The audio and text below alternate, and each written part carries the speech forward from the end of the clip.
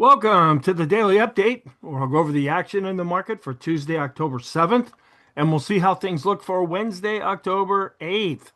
Okay, well, we've got gold over $4,000 for the first time ever, and a bit of a pullback with the S&P 500. Really not a lot of technical damage done. We've been a little iffy as we've been going up, not getting a consensus, seeing some under the surface weakness building. Kind of came to the surface in Tuesday's session, but for right now, we're still quite a ways above the 20 period moving averages. So just normal profit taking. Now, we'll just keep watching things to see if they continue to develop and turn more negative. We still have the government shutdown. We didn't get one report. We did get another report on the economic front. I'll go through that, but we're still positive overall. Okay, so right at the open, we had a higher open.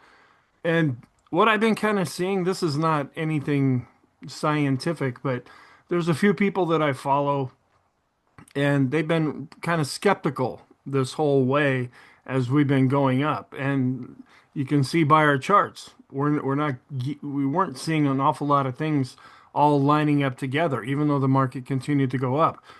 Well, in these other sources that I pay attention to, they're all like turning bullish now. And to me, I use that as a contrarian indicator.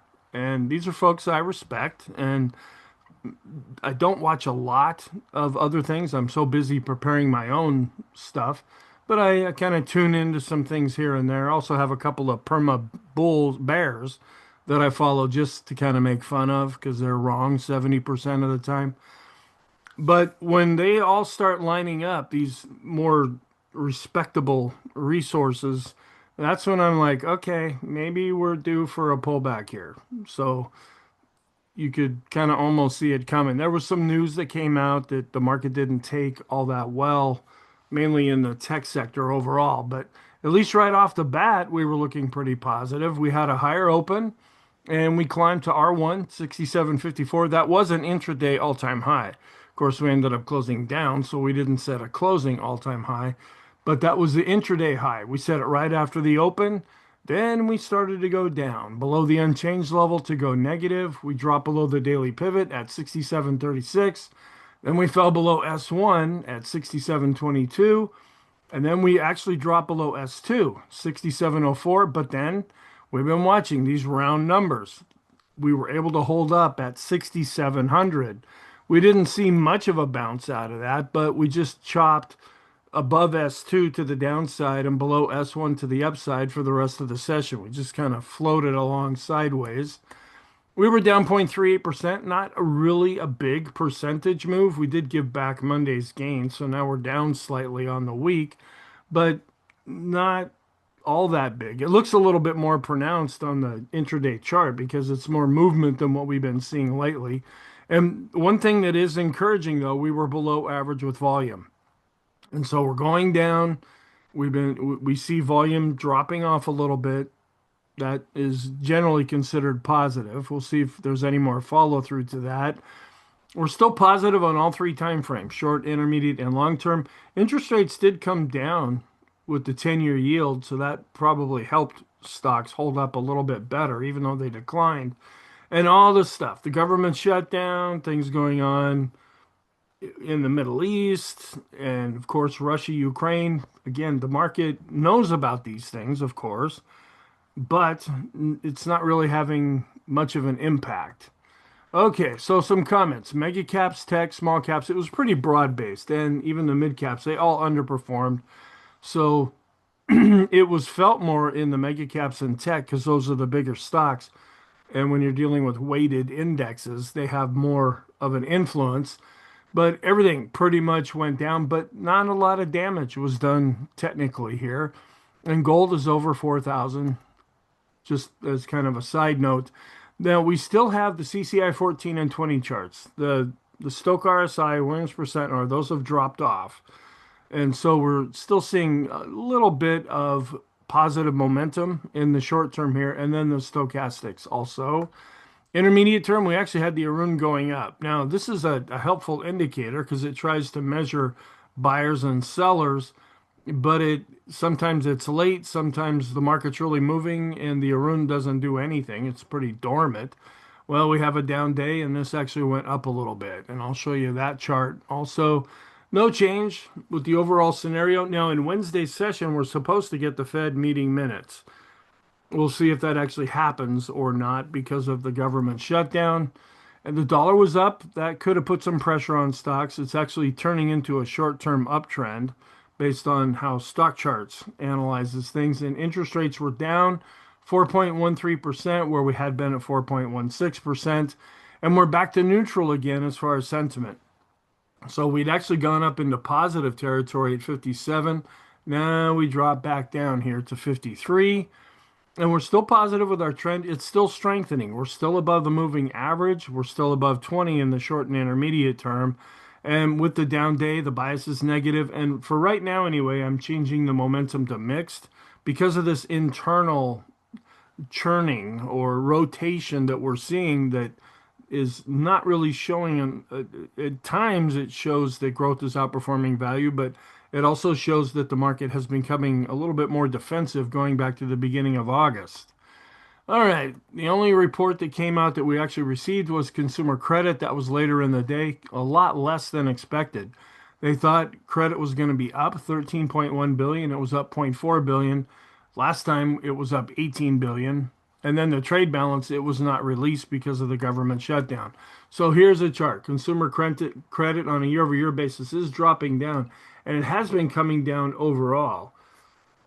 But on a month-over-month basis, we're still positive, even though it dropped down. We had a pretty big surge in the previous reading, so you could say that's more of a decline.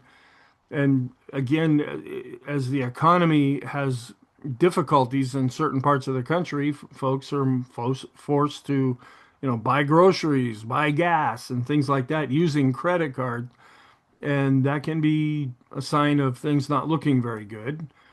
So Isabel Net here, we're still looking pretty overbought. This is after Monday's session coming in at 90.98. We're up in this red area. This is longer term, showing that we're possibly overextended to the upside, but not turning negative. And then here, we seem to get these charts all the time now. The blue line, that's the systematic strategy, which has been holding up better since it tends to do better when the market's really going up, where the green is the discretionary, where folks might try to time things, they try to get in and out. That has been underperforming, and that's typical of what we see. If you go back to when the market was really going down, the systematic process or program actually underperformed and the green held up better. Now that we've been going up, the blue line's doing better and the discretionary is underperforming. All right, then we're seeing a lot of the same things over and over again. Forward-looking PE for the S&P 500, you take it all together, it's at 23. That's over that 20 level, considered overvalued, but we've been there for years. If you just look at the equal weight, it's still more fairly priced. 15 is the fairly priced level. Well, we're going up to 17, but we haven't reached all the way up to the 20 level. Then the hyperscalers, this is all the massive amounts of money that's going into AI right now. They've spent a collective 485 billion from 2022 to 2024, when we expect it to grow about 1.4, grow to 1.4 trillion in 2025 through 2027. And this is where the next real interest in the market is coming. AI stocks are the ones that tend to be doing the best, and all the stocks that are associated with that. Then looking at the earnings per share, and you see these lines for the most part are going up, especially with the Magnificent Seven. They have been looking higher here, and that's what drives the market. Then you have the S&P, the overall index itself, coming down a little bit, but overall the line has been going up. And then you take out the Magnificent Seven for the rest of the stocks, that's actually been declining a little bit. So tech, AI, things like that, the Magnificent Seven, that's why people love these stocks, because they're the ones that are performing the best, not only in stock price, but in their fundamentals as well. And on the back of strong macro growth and a lower dollar, we see earnings picking up here from 9.3% to 10.7%. That's seen as positive. while the consensus sees growth declining. So Deutsche Bank, they think earnings are going to go up. Most of the consensus, the rest of the folks out there, they think earnings are going to go down. Take your pick there. Gold hits a record as shutdown persists. We're actually above this 4,000 level now. And Barclays indicators suggest more gains ahead. They see this going up and looking positive here with the S&P. And also with different metrics that they show here. We actually came down to this area earlier on in the year, and it's really been improving ever since. And small cap positioning, still kind of right about at the midpoint. Again, it's the same story that we've seen for about the last 3 years. Small caps have they spurt up and they look pretty good, and then they kind of drift down and a lot of times give back a lot of their gains. So you have a lot of folks that are gun shy about that. And tech inflows have been very strong, unsurprisingly, but those other sectors are also catching up. So we're seeing other money going into the rest of the market, which is more positive. We're seeing more broad-based participation there, but still most of the money goes into tech. And gold forecast, of course, this is going up. Everybody jumps on the bandwagon to say, we're going up here. And these are the gold ETF holdings also increasing as well. Then SMH flows to and from semis and software stocks. They had a good day on Monday. So we see a lot of charts that kind of point to that they should be doing good, but they didn't really have a good day on Tuesday, where it's proxied by SMH, that's an ETF, and IGV. They've mirrored each other over the past year. So as the red line has been coming down, we're seeing the blue line going up, and they're just about ready to cross each other here. Cyclical reset, the current advance is youthful if you go back to April 2025, earlier this year, but mature if you count it going back to October 2022. That's when we set the major low. A near classic sequence of breadth, washout, breadth, thrust, price momentum, and breadth recovery suggests that April 2025 was in fact a cyclical reset. Okay, what would negate this thesis? Well, prices going down would probably do that. But in the shorter term, they're just kind of concluding here that things are still looking pretty good. And the NASDAQ versus ChatGPT, the tech-heavy NASDAQ is now up 100% since the initial release of OpenAI's ChatGPT in November 2022, the event that sparked the recent AI-driven rally. And that's where the craze is these days. Okay, here is the chart. Look pretty positive right at the open. But unfortunately, we set the high right at the open too. We came up to R1. That was the high for the day. And then we started to drift down. Didn't seem to be too much. Excuse me. We actually dropped down negative, but a lot of times the daily pivot, that's for above the daily pivot, things are considered positive. If we drop below, it's more negative.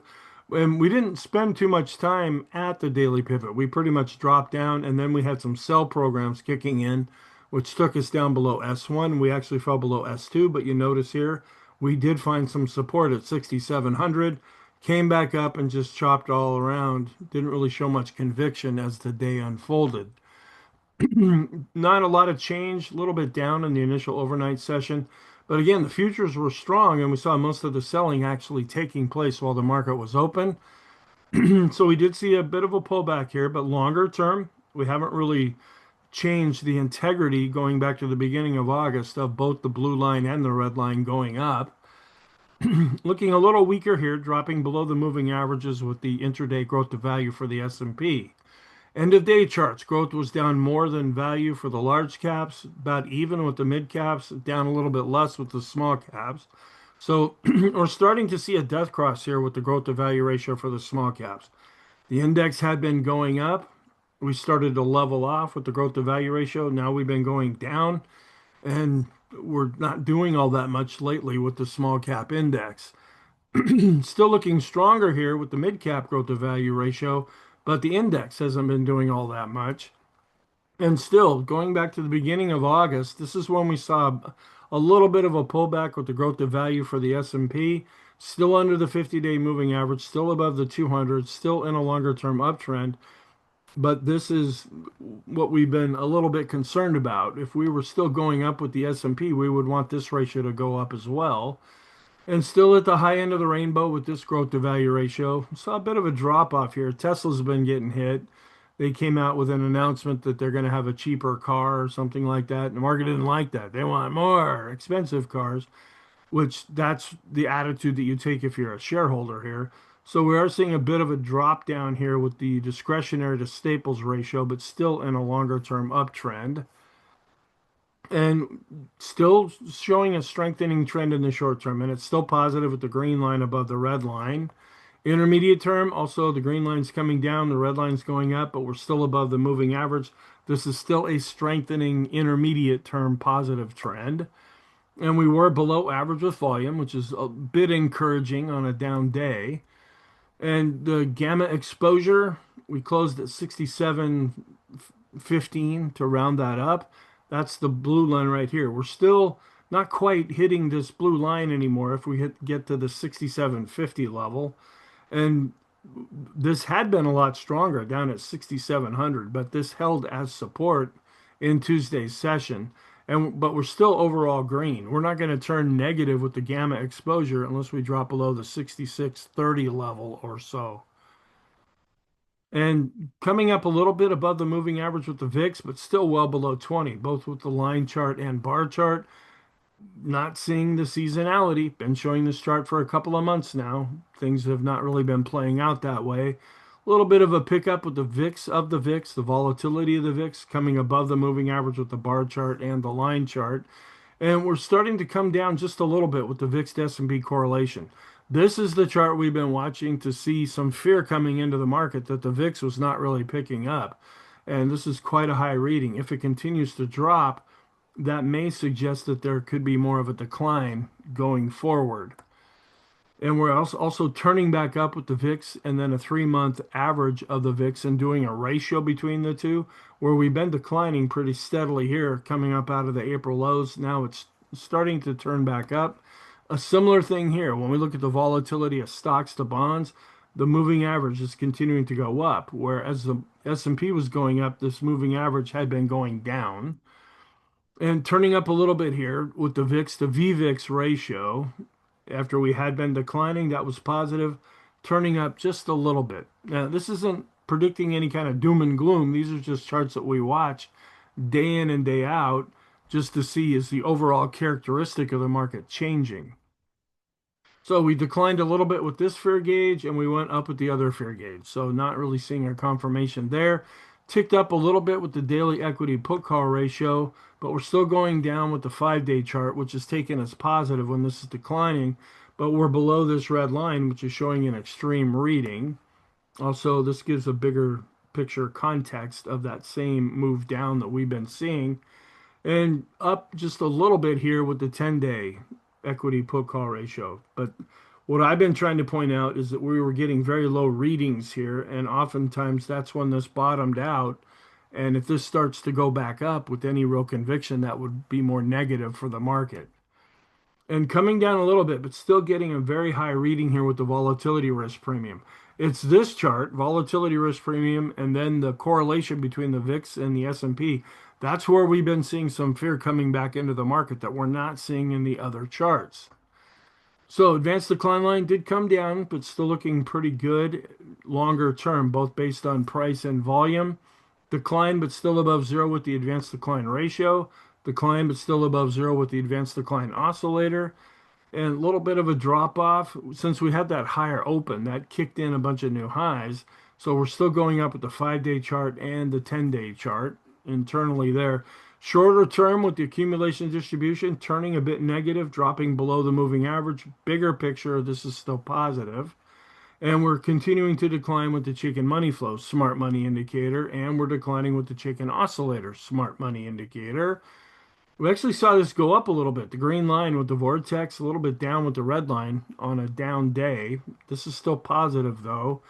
And we're dropping below the moving average with the common stock on the NYSE. When we look at the advanced decline line studies, still above the moving average with the S&P. It's holding up a bit better, where we're dropping down below the moving average with the mid caps and the small caps. Declining, but still above 50 with those stocks in the S&P above their 20-period moving averages. A decline as well with the 50-period moving average study, 100-period moving average study, and we were pretty much flat with the 200 period moving average study. So not an awful lot of damage has been done that way. Coming down a little bit here, but in the bigger picture, the integrity of the higher highs and higher lows is still pretty much intact for right now, and we were below average with volume. A little bit of a decline, but still above 50 with the 20 period moving average study. Also above 50, but declining with the 50 period moving average study, and still looking pretty solid here with the 200 period moving average study. And we were just on the border of being extreme here with the StochRSI. We now declined and we're below the midpoint. And we're just barely coming out of the extreme positive reading with the Williams percent R. The CCI 14 chart did decline, but it's still above 100. And we declined with the CCI 20 chart, but we're still at the 110 level there. And shorter term, with the short-term stochastic, this is actually coming down and looking a little bit more negative, rolling over, but still extreme with the intermediate short term, still looking positive with the long short-term stochastic. And just about at the midpoint with the force index, still green. So it's still hanging on to being positive. Even with the decline, the condition of the short-term trend based on 20 periods is still positive. And we're still above the 20 period simple and exponential moving averages. We still have a ways to go even to get down to those levels. And we're in the +2 channel. We were in the +3 channel. Now we dropped a little bit to the +2 channel with the standard deviations chart. Declining, but still above zero with the balance of power. Still positive with the go, no go, darker blue bars. Just coming off of the highest high value reading with the midpoint that's rising. Day 110 of the Landry Light positive trend. Day 104 with the proper order positive trend. But this has been happening now for a number of days. We've been going up with the S&P, but the TTM squeeze has been declining. And it's darker blue, and that is actually negative. Still hanging out just barely above zero with the ease of movement. This is the Aroon, where it picked up something that it liked. So it bumped up the green line, which are buyers, and it made the red line continue to go down. So we're actually looking a bit extreme here with this reading. We declined, but still above zero with the S&P McClellan oscillator. So we're still going up based on price, and we're also going up based on volume. So that hasn't changed at least yet. And we haven't turned positive. We were improving with the NYSE McClellan oscillator, but now it declined further below zero. So we're declining based on price, but holding up a little bit better here. We are declining, but it's looking better when we look at the summation index for the NYSE based on volume. Negative with the Swindle Trading Oscillator, declining on both price and volume analysis there. Right on top of the moving average, trying to go up here with the PMO. We're still positive, breaking it out based on price. Still looking like there's more conviction here when we break this out based on volume. We did decline below 50 with the PMOs that are rising. We're still above 50, but leveling off with the buy signals. Coming down a little bit, but still giving us a pretty good reading with the PMOs inside the S&P that are above zero. We've gone from positive to neutral with the Elder's Impulse system, still positive with the parabolic SAR, drifting down with the slope oscillator. That's a short-term oscillator where we're just a little bit above the moving average and pretty much flatlining with the MACD. So we're going down with the slope oscillator, but up with the TSI. So in the short term, we're seeing a contradiction here. Pretty much flatlining, leaning a little more positive, but drifting now down a bit with the three intermediate term oscillators and coming down to the moving averages, dropping a little bit below with the KST. So overall, we're taking that more as negative currently. And we're also negative with the Copic Curve momentum oscillator. Coming down after being extreme with the Sean trend meter, still above 50 with the money flow and ultimate oscillator, and still above the advancing moving average with on-balance volume. No longer extreme with the intermediate term RSI based on 14 periods. That's now coming down. That's now generated an overbought signal once it drops back down. And in the short term, also dropping down and giving an overbought signal with the short-term RSI based on 9 periods. But here, we haven't even come down to the 10-period moving average yet. Here with the bow tie, that's the fluorescent green here. So not really a lot of damage done there. Still looking positive with the intermediate term trend based on 50 periods. Still above all the plotted moving averages. Still more than 10% above the 200-day simple moving average. We're at 11.21% currently. And we're no longer extreme here with the boom indicator. We saw enough of a drop for the oscillator to go down with the 20 and the 50 period moving average steady. And we're declining here with the bullish percent index for the S&P. A little bit of a drop down here with the NYC bullish percent index and NASDAQ 100 bullish percent index. Still generating a praying bottom fisher buy signal here, but again, kind of strange. Wouldn't use this chart all by itself. And now we're down 0.02% on the week so far, but the weekly chart still holding up fairly well with the pivot points. And a little bit of a doji here with the hike in Ashi. It picked up the weakness that we saw on Tuesday, but we're still positive with the Kagi chart, Renko chart, and three-line break chart. Long term, still looking good with the 150 and 200 period moving average studies there. And we're negative in the short term with the mid caps. Everything else is positive on all time frames across the stock indexes, and positive in the short term with the US dollar index, but still negative in the intermediate and long term. So we saw staples, defensive, utilities, which flip a coin, whether you treat that as a growth area or a value area. Energy was up, the financials held up okay, and then healthcare. These are the more defensive areas typically, and some kind of go in and out as well. Where the big growth areas with discretionary leading to the downside, that was down the most on a percentage basis, but then we had tech and communication also declining. So it started off really good. You can see over here, first half hour, the market was open. All kinds of wonderful things were happening, but it didn't last. We had a new high with the S&P. We had a bullish MACD crossover for the material sector. The Dow setting a new high, didn't close higher though, so it was an intraday high, as well as with the NASDAQ and NASDAQ 100. Staples, a defensive area, had a BPI cross above 30. It had been getting kind of extreme negative.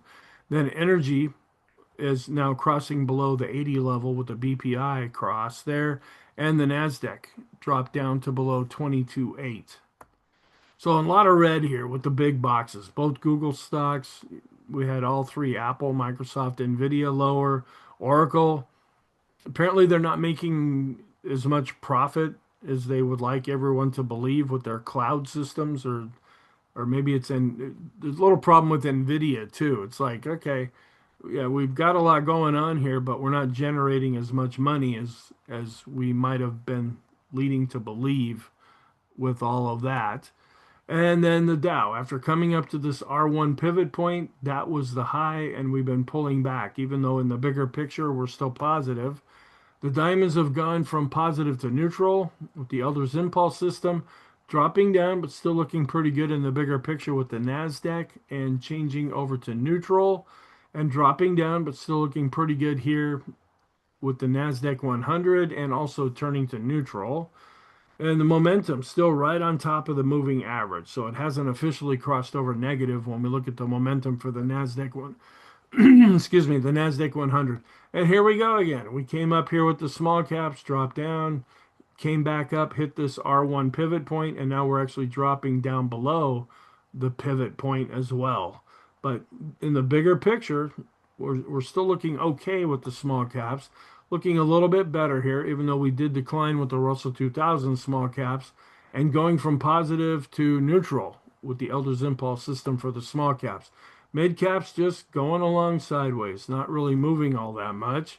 And they've actually turned over to negative with the Elder's Impulse system, coming down after setting a new high with the Wilshire 5000 and the total US stock ETF. It's still above the 50-day moving average with the financial sector, but continuing to underperform when compared to the S&P. FANG index just kind of chopping along sideways. These are the real big stocks here. So we had Apple virtually unchanged, but down slightly. Amazon was up 0.4%, still above its 200-day moving average. Microsoft was down, but it's also still above its 50-day moving average. And Google was down, but still looking pretty solid there. Meta drifting a little bit further down below its 50-day moving average. Nvidia, not really much of a change, still above its 50-day moving average. And then Tesla, which had really been going up, well, it dropped 4.45%. Netflix actually went up here, but it's still underneath its 50-day moving average. And still seeing a pretty strong short-term correlation between U.S. and world stocks. A little bit of an improvement here with the longer term correlation. Oil is going back up. We're getting into the 62 range where we've been in the 60 range recently. And we're seeing a bit of a bounce here with the US dollar index, but bigger picture, it's still negative. So we had been coming back up a little bit with the 10-year yield. We actually dropped in Tuesday's session. So we're going back up with the 10-year based on price. Looking at the growth to value ratio, still looking good with the Qs to S&P. Not looking all that good now with discretionary to the S&P. Still above the moving average when we compare large cap growth to value. And still above the moving average with the large caps. Still above the moving average with the mid caps and the small caps. So not an awful lot of damage when we measure things looking at these are different indexes than what I showed before. So what's the outlook then for Wednesday? Still positive, still above support. The positive conviction is kind of going away right now. It's kind of got worked off in Tuesday's session. We'll see if we can get that back. And we're supposed to get the MBA mortgage applications index, and then the meeting minutes will be coming out at 2 p.m. Eastern. And then all the crazy stuff going on in the world that the market just doesn't seem to be bothered with right now. Probably not going to get initial and continuing claims on Thursday. That we didn't get it last week either. And then consumer sentiment is supposed to come out on Friday. And also on Thursday's session, Jerome Powell is going to be speaking here as well. But the big deal on Wednesday is going to be the meeting minutes if they are released. So when we look at October 8th, drifting a little bit more negative here. We're neutral to negative with the Dow, S&P, and NASDAQ. And this is where we hit a few days on a seasonal basis where we were looking more positive. Now we're seeing this going down just a little bit for the next 2 to 3 trading sessions. Again, just seasonally. Doesn't mean we're going to actually go that way. And here, seasonal favor a strong fourth quarter here. This is just showing that things look pretty positive from a seasonal aspect. Maybe not right now, but as we get into November and December. But the first half of October, we're still in that part of the month here. That's the third best performing half a month going back to 1950. And then we do drop down in the second half, but it's still positive. And we're starting to go through this blackout as companies are getting ready for their earnings. We're actually, and I try to highlight this with a red bracket around here, or red column. We're going to actually top out in Thursday's session, and then it'll still be high, but then we'll start to drift down a little bit. And this could be putting some pressure on stocks as well. So, 3 smart money indicators. More negative in the short term with the boom indicator, longer term, still looking positive. But we are negative with the chicken money flow and the chicken oscillator. We're still below zero with the McClellan oscillator and summation index for the NYSE. And we're drifting down, not showing a lot of conviction with our momentum oscillators. The bullish percent index declining below its moving average for the S&P. Swindling trading oscillator is negative as well. But bigger picture, and I keep saying the same thing here. Longer term growth of value still in an uptrend, but we're still below that 50-day moving average, and we saw that start to develop back at the beginning of August. Discretionary to staples took a bit of a hit, but in the bigger picture is still holding up okay there. And even with the decline, we're still above zero with the McClellan oscillator for the S&P, which is making the summation index continue to go up. And we're still above 50 with the NASDAQ 100 and NYSE bullish percent indexes. And then even though some of these indicators took a hit with our secondary indicators, they're still positive. This includes the ease of movement, money flow, ultimate oscillator. The vortex actually improved a little bit. Pring bottom Fisher buy signal is being generated. The momentum hasn't turned over negative yet for the NASDAQ 100. And as I've been saying for months now, pretty much going back to last spring, we're still watching the financial sector underperform the S&P. And the long-term daily and weekly special K charts continue to be positive. And here are the pivot points for Wednesday's session.